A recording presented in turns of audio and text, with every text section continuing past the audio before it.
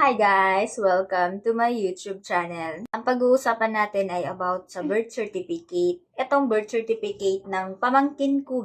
Ito, buong mother's middle name ang mali. So, ang middle name ng mama niya, nakalagay dito sa birth certificate ay Mamakus. Dapat Morastil. So, same sila ng letter M, pero yung meaning magkaiba. So, ngayon, lahat na tinanungan ko doon kung saan ito nakaregister kasi guys, doon kasi siya aayusin. So, sa Taytay Rizal siya aayusin. So, doon kami nakipag-coordinate. Ako yung pumupunta doon sa Rizal, sa Taytay Rizal. Then, ang City Hall, simula nung pandemic, so hindi na sila nag-aasikaso. Kung maling spelling, nag-aasikaso pa yung City Hall. Halimbawa, yung letter E, naging letter I, yung letter O, naging letter U. Yun yung inaasikaso ng City Hall. Pero ito kasi siya guys, buo kasi siya. So, pwede kasi na ibang tao. Kasi ang nangyari kasi, Lisel, Mamakos, Kasing. So, dapat Lisel, Morastil, Kasing. So, di ba? Magkaiba siya. So, idadaan siya sa korte. Ang korte ang didesisyon kung itutuloy ba siya na palitan or hindi. So, depende po yun sa pag-aasikaso. So, ito guys, napagastos kami kasi ang ate ko ay nasa ibang bansa, OFW siya. So, hindi kami pasado sa public attorney.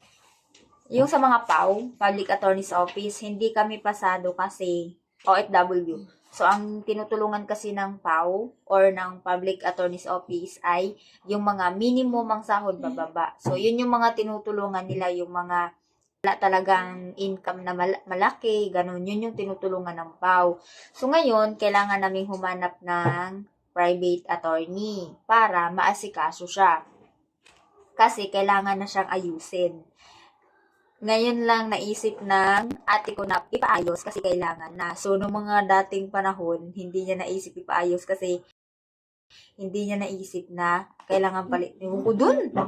Ngayon, napagastos tuloy siya.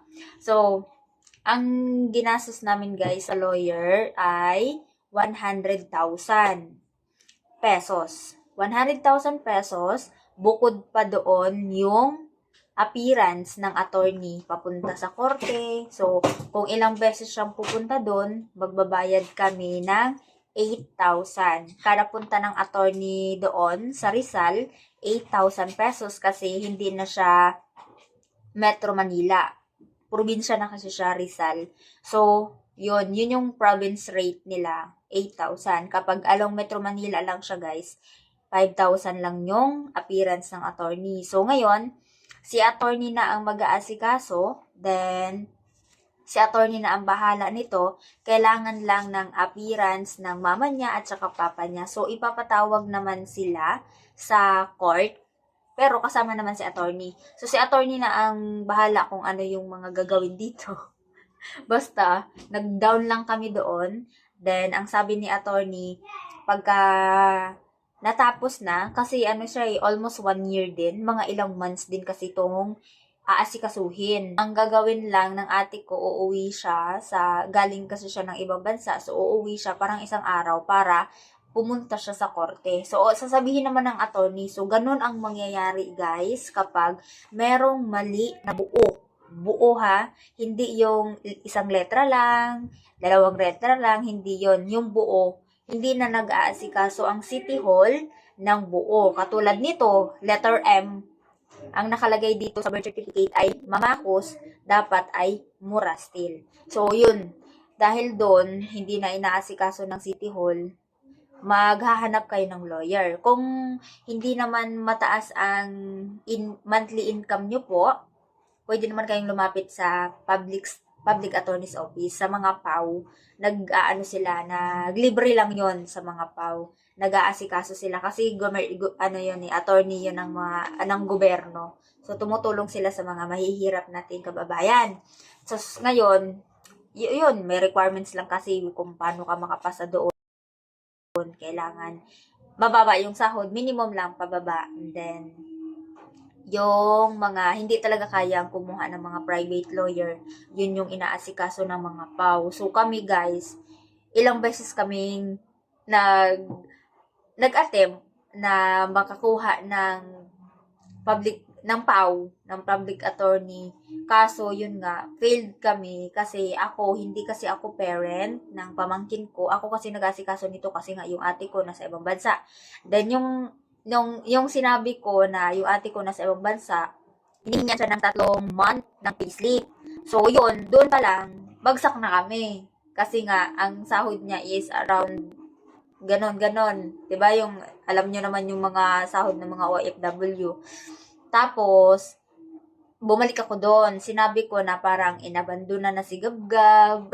Nag-attempt ako na para ma-approve sa mga white lies ba, na na kunyari, naabandon na si Gab, yung pamangkin ko, naabandon na, iniwan sa lolo, then kami na lang yung nagpaaral, ganon, nagdrama ang banding. So, ayun, hindi pa rin siya pumasa. So, kailangan guys, pag ganon, halimbawa, naabandon na yung bata, minor de edad kasi siya, 15 years old pa lang kasi to.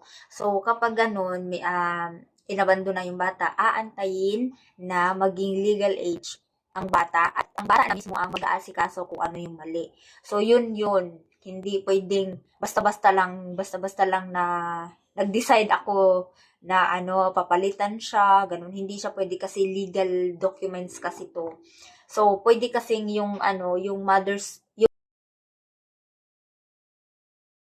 mother na binabanggit namin at saka yung nakasulat dito ay magkaibang tao. Kaya yun, hindi siya pwedeng palit-palitan lang ng dire-diretso ng agad-agad. Kaya idadaan siya sa korte. So, ang court ang magdi-decide. So, ipapatawag yung ate ko at ang papa ng pamangkin ko para itanong ko, kayo ba talagang parents? Bakit nagkamali? Sinong nag-register? Ganon. So, yun.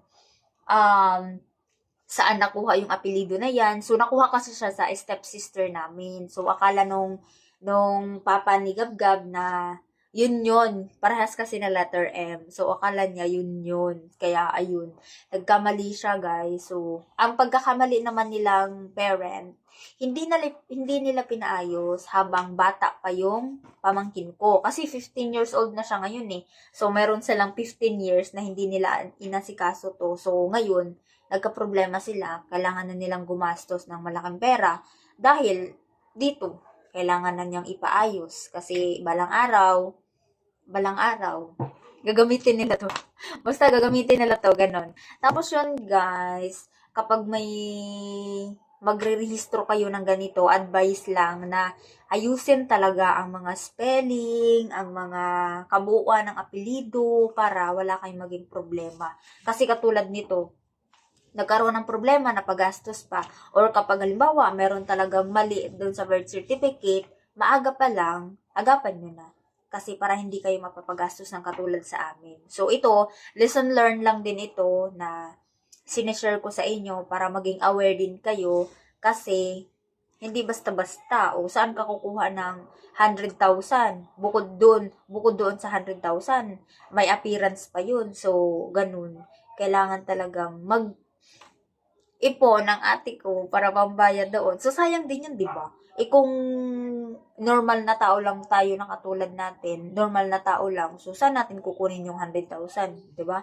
So, maswerte siya kasi meron siyang 100,000. Then, mag-iipon na lang siya yung pang-appearance. Paano pa yung iba na hindi ma-afford yung 100,000? So, ayun. So, ingatan na lang natin ang mga informasyon na ito. May mga nganak, ganun, may mga nganak. Tapos, ayusin na lang natin yung mga spelling at saka yung mga information na ilalagay natin kasi legal documents kasi siya. So, ayun guys, so sana ay nakatulong ito at maging lesson din ito sa inyo na ingatan natin ang mga impormasyon. Tapos kapag may mali, agapan na kaagad para hindi tayo mapapagastos ng katulad sa amin. So, thank you guys sa panonood. Sana ay mag-subscribe kayo sa channel ko. Pag meron pa kayong mga tanong, mag-comment lang kayo sa baba. And then, paki-like na rin itong video guys. So, thank you sa panonood. Bye-bye!